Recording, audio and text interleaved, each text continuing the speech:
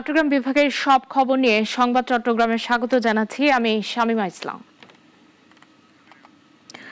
টানা 4 দিনের পাহাড়ি ঢল ও ভারী বৃষ্টিপাতের পর নোয়াখালীর নিম্নাঞ্চলে এখনো বন্যার পানি জমে রয়েছে।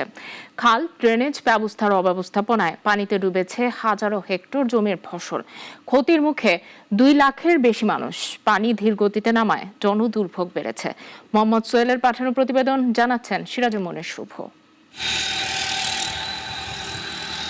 নোয়াখালীতে টানা বর্ষণে আবারও সৃষ্টি হয়েছে তীব্র জলাবদ্ধতা। প্রায় ৯,১১৬ হেক্টর আউশ আমনের বীজতলা ও সবজি ডুবেছে পানিতে। প্রায় ৪২,০০০ পরিবারের ২ লাখ মানুষ পানিবন্দী। জেলা কৃষি সম্প্রসারণ অধিদপ্তরের তথ্য বলছে, টানা 5 দিন বর্ষণে আউশ ধান ৩,৫৯২ হেক্টর, আমন বীজতলা ১,১৭৩ হেক্টর, সবজি, তরমুজ, আদা, হলুদ, মরিচ, পাট ইত্যাদি ৪,৩৫১ হেক্টরে ক্ষতিগ্রস্ত হয়েছে। কৃষকদের মতে, খাল ও ড্রেনেজ অব্যবস্থাপনার কারণেই পানি দ্রুত নামছে না। 3-4 দিনের বৃষ্টির কারণে খাল সাপ না থাকার কারণে পানিগুলো যাইতে পারে। এলাকাটা হইল সম্পূর্ণ হইল কৃষক, এবং কেউ আবার যাত্রা করে না, সম্পূর্ণ ফসল পানির নিচে তলাই গেছি। খাল নালে মাদকল দিয়ে দেখছি, মানুষের বাড়িঘর করে দেখছি, এই কারণে পানিটা নামতেছে না। জেলা কৃষি সম্প্রসারণ অধিদপ্তর বলছে, মাঠ পর্যায়ে কর্মীরা ক্ষতিগ্রস্ত কৃষকের তালিকা করছেন। ক্ষতিপূরণ সহ সহায়তা দেওয়ার আশ্বাস দেওয়া হয়েছে। তো আমাদের সুখবর গতকাল থেকে বিকেল থেকে আজ পর্যন্ত বৃষ্টি হচ্ছে না। আর আমাদের ব্লক পর্যায়ে এবং উপজেলা পর্যায়ে যে কর্মকর্তাগণ আছেন, আমরা মাঠ ভিজিট করতেছি। আমরা তারপরেও চেষ্টা করতেছি, আমাদের কৃষক ভাইদের ইতিমধ্যে লিস্ট করা হচ্ছে। আপনারা জানেন আমরা প্রায় ২১,০০০ কৃষককে আমরা কৃষক প্রণোদনা দিচ্ছি। আমরা আশা করি এই লিস্টটা হয়ে গেলে কৃষক আমাদের মাধ্যমে উপকৃত হবে। নোয়াখালীবাসীর দাবি, জলাবদ্ধতার স্থায়ী সমাধানের জন্য পরিকল্পিত ড্রেনেজ ব্যবস্থা ও অবৈধ স্থাপনা উচ্ছেদ জরুরি। সিরাজুল মনির শুভ, নাগরিক। ফেনীর নিম্নাঞ্চল ও নদী তীরবর্তী এলাকায় ধীরে ধীরে স্বাভাবিক হচ্ছে বন্যা পরিস্থিতি। ভেসে উঠছে ক্ষয়ক্ষতির চিত্র। ছাগলনাইয়া, ফেনী সদর ও দাগনভূঞা উপজেলার কিছু অংশে পানি থাকলেও বেশিরভাগ এলাকায় নামছে। নূর হোসেনের রিপোর্ট, জানাচ্ছেন সিরাজুল মনির শুভ। বন্যায় প্লাবিত হওয়া ফেনীর পরশুরাম, ফুলগাজী ও ছাগলনাইয়া উপজেলার পানি নামতে শুরু করেছে। তবে কিছু এলাকা এখনও পানিতে নিমজ্জিত। সড়কে যান চলাচল স্বাভাবিক হতে শুরু করেছে। জনমনে ফিরেছে স্বস্তি। পরশুরাম ও ফুলগাজী উপজেলায় বাঁধ ভাঙনের কারণে নতুন করে প্লাবিত হচ্ছে ছাগলনাইয়া, ফেনী সদর ও দাগনভূঞা উপজেলার আংশিক এলাকা। এদিকে প্লাবিত ১১২টি গ্রামের লাখো মানুষ আছেন ভোগান্তিতে। ৮৩টি আশ্রয় কেন্দ্রে প্রায় ৯,৫০০ মানুষ আশ্রয় নিয়েছেন। তাদের মধ্যে ৫,০০০ বাড়ি ফিরেছেন। তবে পানি কমার সাথে সাথে বেরিয়ে আসতে শুরু করেছে দুর্গত এলাকায় ক্ষয়ক্ষতির চিত্র। কৃষি, মৎস্য ও প্রাণী সম্পদ বিভাগ জানিয়েছে, বন্যায় ২,৩৫০টির বেশি মৎস্য ঘের ও পুকুর এবং ১,৬৫৫ হেক্টর আমন বীজতলা ক্ষতিগ্রস্ত হয়েছে। এছাড়াও এখন পর্যন্ত পরশুরাম, ফুলগাজী ও ছাগলনাইয়া উপজেলায় প্রাণী সম্পদে ৬৪,৯৮,৭৫০ টাকা ক্ষয়ক্ষতি হয়েছে।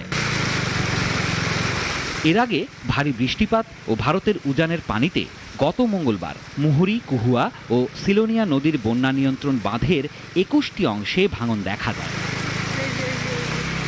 সিরাজুল মনির শুভ, নাগরিক।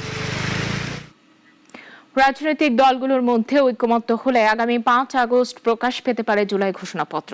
কুমিল্লায় এক অনুষ্ঠানে এমনটাই জানালেন স্থানীয় সরকার উপদেষ্টা আসিফ মাহমুদ সজীব ভূঁইয়া। জেলা আইনজীবী সমিতির ভবন উদ্বোধনে এসে তিনি বলেন, ঘোষণাপত্র নিয়ে আলোচনা চললেও দলগুলোর সম্মতি মূল ভিত্তি। এর আগে কুমিল্লা বিশ্ববিদ্যালয়ের গণ অভ্যুত্থান স্মরণ অনুষ্ঠানে ১১ জুলাইকে ছাত্র জনতার প্রথম প্রতিরোধ দিবস ঘোষণা দেন উপদেষ্টা। সেখানে তিনি গণ অভ্যুত্থানে কুমিল্লা বিশ্ববিদ্যালয়ের শিক্ষার্থীদের ভূমিকার প্রশংসাও করেন। জুলাই ঘোষণাপত্র নিয়ে কাজ চলছে। ইতিমধ্যে আপনারা জানেন যে ইতিপূর্বে রাজনৈতিক দলগুলো থেকে প্রস্তাবনা নেওয়া হয়েছিল এবং ওনারা ওনাদের মতো করে ঘোষণাপত্রের কপি সরকারকে দিয়েছে। সরকারের পক্ষ থেকে চেষ্টা হচ্ছে যে আগামী ৫ই আগস্ট যদি ঘোষণাপত্রটা দেওয়া যায়, তো আশা করি রাজনৈতিক ঐক্যমত্য শেষে 5ই আগস্ট জুলাই ঘোষণাপত্র পাঠ করা সম্ভব হবে। ঢাকায় পাথর দিয়ে ব্যবসায়ী হত্যার প্রতিবাদে বিক্ষোভ করেছেন চট্টগ্রাম বিশ্ববিদ্যালয়ের শিক্ষার্থীরা। 0 পয়েন্টে অনুষ্ঠিত বিক্ষোভ শেষে মিছিল নিয়ে পুরো ক্যাম্পাস ঘুরে ফিরে সমাবেশে মিলিত হন তারা। গণতান্ত্রিক ছাত্র সংসদের কেন্দ্রীয় যুগ্ম আহ্বায়ক খান তালাত মাহমুদ রাফি বলেন, যারা সন্ত্রাস চাঁদাবাজিতে জড়িত তাদের বিষ দাঁত ভেঙে দেওয়া হবে। বক্তারা বলেন, নতুন বাংলাদেশের সন্ত্রাস ও আধিপত্যবাদ কায়েমের চেষ্টা রুখে দেওয়া হবে।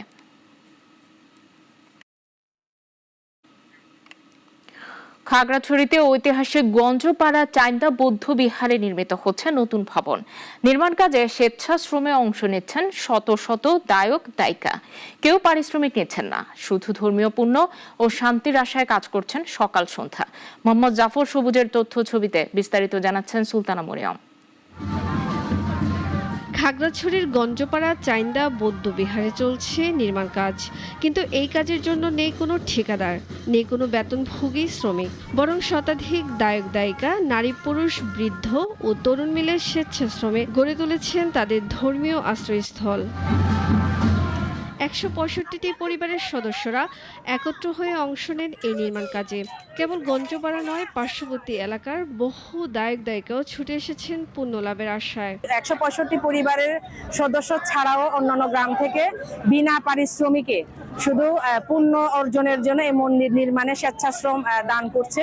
সরকারি অনুদান ছাড়া স্বতঃস্ফূর্ত অংশগ্রহণ, এখানে শ্রদ্ধাবান দায়িকাদের স্বতঃস্ফূর্ত অংশগ্রহণ এবং এই কাজটি চলমান। এখন আমাদের যুব কমিটির পক্ষ থেকে সকাল থেকে এখানে যারা কাজ করতেছে তাদেরকে আমরা পানীয় দান করতেছি। ১৯১১ সালে প্রতিষ্ঠিত গঞ্জপাড়া চাইন্দা বৌদ্ধ বিহারে এবারই প্রথম নির্মিত হচ্ছে নতুন ভবন। এই নির্মাণে নেই কোনো সরকারি অনুদান, দায়ক দায়িকাদের দান, শ্রম আর নিষ্ঠার উপরেই দাঁড়িয়ে আছে তাদের এই উদ্যোগ। খাগড়াছড়ি গঞ্জপাড়া চাইন্দা বৌদ্ধ বিহারে এই কাজটা ঢালাই চলতেছে। সবাই বিভিন্ন থেকে দায়ক দায়িকারা আসছে, তাদেরকে সবাইকে আমি আশীর্বাদ করছি। শ্রমে যেন কোনো কষ্ট না হয়, তাই গঞ্জপাড়া মারমা যুব সংঘের সদস্যরা সারাদিন বিতরণ করছেন শরবত ও খাবার। বিহার কর্তৃপক্ষ আয়োজন করেছে সকালের নাস্তা ও দুপুরের খাবারের। এই জন্য শুধু ভবন নির্মাণ নয়, সম্প্রীতি, পুণ্য আর স্বতঃস্ফূর্ততার এক অনন্য দৃষ্টান্ত। ধর্মীয় শান্তি ও পারলৌকিক কল্যাণের আশায় স্বেচ্ছাশ্রমে অংশ নিয়ে মানবতার পথ রচনার এক নিঃশব্দ উদাহরণ গড়ে তুলেছেন খাগড়াছড়ির গঞ্জপাড়ার মানুষ। সুলতানা মরিয়ম, নাগরিক। চট্টগ্রামের বায়েজিদ বোস্তামি এলাকায় স্ত্রীকে হত্যার ঘটনায় ঘাতক স্বামী সুমনকে গ্রেফতার করেছে র্যাব ৭। র্যাবের সিনিয়র সহকারী পরিচালক MRM মুজাফফর হোসেন জানান, পাহাড়িকা হাউজিং এর একটি ফ্ল্যাটে গত বুধবার রাতে নৃশংসভাবে স্ত্রী ফাতেমা বেগম পলিকে হত্যা করেন সুমন। পরবর্তী সময় স্থানীয়রা তাকে আটকে রাখলেও গ্রিল কেটে পালিয়ে যান তিনি। শেষ পর্যন্ত র্যাবের চৌকস অভিযানে ধরা পড়েন এই নির্মম হত্যাকাণ্ডের প্রধান আসামি। দম্পতির ৮ বছর বয়সী এক সন্তান রয়েছে।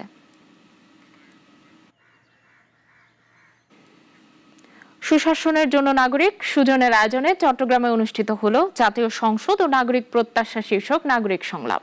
জেলা পরিষদ মিলনায়তনে অনুষ্ঠিত সংলাপে সভাপতিত্ব করেন প্রফেসর সিকান্দার খান এবং প্রধান আলোচক ছিলেন দিলীপ কুমার সরকার। বক্তারা বলেন, সুশাসন প্রতিষ্ঠায় জবাবদিহিতা, শক্তিশালী নির্বাচন কমিশন ও স্বাধীন বিচার ব্যবস্থা অপরিহার্য। রাষ্ট্রীয় নীতি ও সিদ্ধান্তে জনগণের অংশগ্রহণ ছাড়া গণতন্ত্র কখনোই সুদৃঢ় হতে পারে না বলেও মত দেন তারা।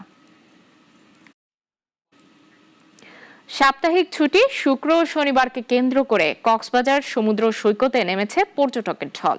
পরিবার, পরিজন আর প্রিয়জনকে সঙ্গে নিয়ে আনন্দে মেতে উঠেছেন হাজারো মানুষ। কেউ জেটস্কি, কেউ বিচ বাইকে, আবার কেউ ঘোড়ার পিঠে চড়ে উপভোগ করছেন সৈকতের সৌন্দর্য। শিশুদের হাতে বালির ভাস্কর্য, তরুণদের হাতে সেলফি, আর বাতাসে মিলেছে উচ্ছ্বাসের ছোঁয়া। পর্যটকদের নিরাপত্তায় লাবণী, সুগন্ধা ও কলাতলি পয়েন্টে রয়েছে টুরিস্ট পুলিশের কড়া নজরদারি। শুক্রবার বিকেল জুড়ে সৈকত জুড়ে ছিল উৎসব মুখর পরিবেশ।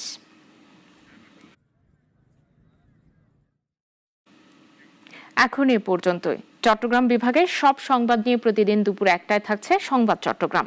এরপর বিকেল ৪টায় বিশ্বের ঘটে যাওয়া সব ঘটনা নিয়ে নাগরিক সারা বিশ্ব দেখার আমন্ত্রণ রইল। সবাইকে ধন্যবাদ।